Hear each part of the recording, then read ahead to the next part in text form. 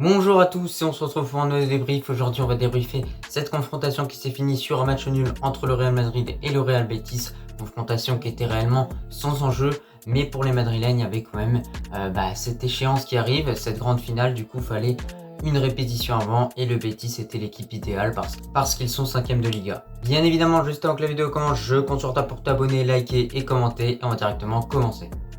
Écoutez, déjà au niveau des compositions, clairement du côté madrilène, on a mis vraiment une équipe solide, une équipe qui devrait débuter réellement cette finale de Champions League, peut-être avec un changement.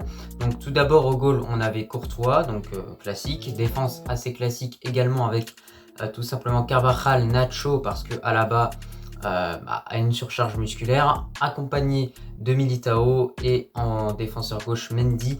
Au milieu de terrain, Kroos, Modric et Casemiro. Et pour finir, Rodrigo, Benzema et Vinicius. Et je vous ai dit que comme quoi il allait peut-être y avoir un changement pour la finale, c'est peut-être laisser Rodrigo sur le banc et mettre Valverde comme ça a été fait tout au long de cette saison 2021-2022 en Champions League. Franchement, si je devrais caractériser ce match par un mot, clairement c'est ennui. Je vais pas vous mentir, je me suis ennuyé parce que je déteste voir le Real Madrid ne pas voir le ballon. Pendant ce match, clairement, on a les joueurs du Betis, ils ont fait beaucoup courir les joueurs du Real Madrid, que ce soit Canales, que ce soit Guardado ou bien d'autres joueurs. Ils ont fait beaucoup tourner, voilà, eux il leur fallait un match nul pour assurer leur 5e place, même s'ils avaient l'Europe dans tous les cas parce qu'ils ont gagné la Copa del Rey. D'ailleurs, on va revenir sur quelque chose, c'est clairement ce double applaudissement, vous savez, cette double aide d'honneur qui a eu lieu parce que le Real Madrid est champion en Liga et le Betis a remporté la Copa del Rey. Donc voilà, il y a eu cette double aide et honneur, c'est quand même quelque chose sur laquelle il faut revenir. Du coup pour ce match, franchement, j'ai pas grand chose à dire, je vais pas vous mentir. Est-ce qu'on peut se poser des questions par rapport à la confrontation de Liverpool? Je dirais non à ce niveau-là parce que les joueurs pour moi aujourd'hui ont abordé ce match en se disant on les joue, voilà, c'est le Betis. Moi je vous rappelle que clairement en tant que madrilène, le Betis ça fait très longtemps qu'on les a pas tapés. Ça fait très longtemps qu'à domicile ils viennent, ils font match nul ou ils gagnent. Et au bout d'un moment ça suffit. Tout le temps ils arrivent à domicile et ils font match nul. Donc c'est pour ça que moi j'attendais une réaction aujourd'hui des joueurs madrilènes et je ne l'ai pas eu cette réaction. C'est pour ça que je suis déçu clairement parce que ce match clairement j'ai subi jusqu'au bout juste pour faire ce débrief. J'ai regardé en entier mais sinon j'aurais quitté la partie depuis longtemps parce que clairement je me suis ennuyé.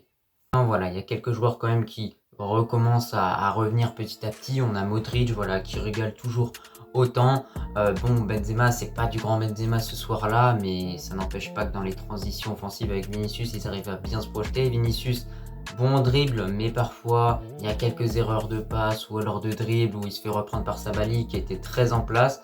Et d'ailleurs, voilà, pour cette équipe du Betis, clairement, j'ai remarqué que durant tout ce match, ils étaient en place derrière. Ils étaient vraiment en mode on ne prend pas de but et derrière on les attaque en contre ou on fait des possessions pour calmer justement les attaques madrilènes. C'était vraiment ça leur but et ils ont bien réussi. Pour le Real Madrid, en ce qui concerne réellement l'aspect défensif, franchement ils ont été très solides. On a également Militao qui a fait ce retour défensif à plus de 34,5 km/h, donc ça montre à quel point il va très très vite, que Militao est en forme et que voilà, on avait quelques doutes par rapport à ses dernières prestations, que ce soit contre Cadiz ou bien d'autres équipes. Mais en tout cas, Militao a montré aujourd'hui un très bon match, surtout quand il a réussi à faire ressortir la balle, même s'il y a eu quelques incompréhensions avec Thibaut Courtois.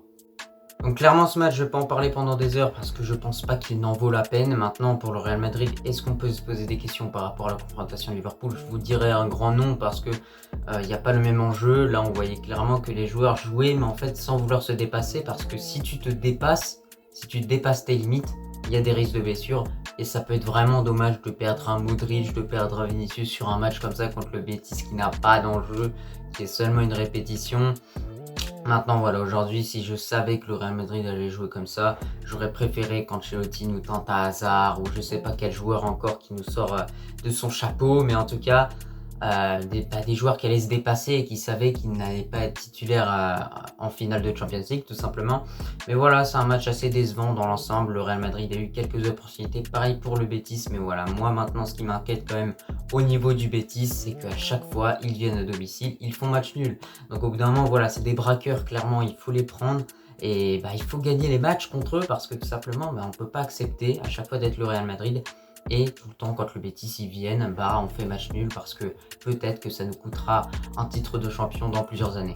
Bref, bah j'ai fini avec ce débrief, j'espère qu'il t'a plu, je te remercie beaucoup si tu regardais en entier et je te dis à la prochaine.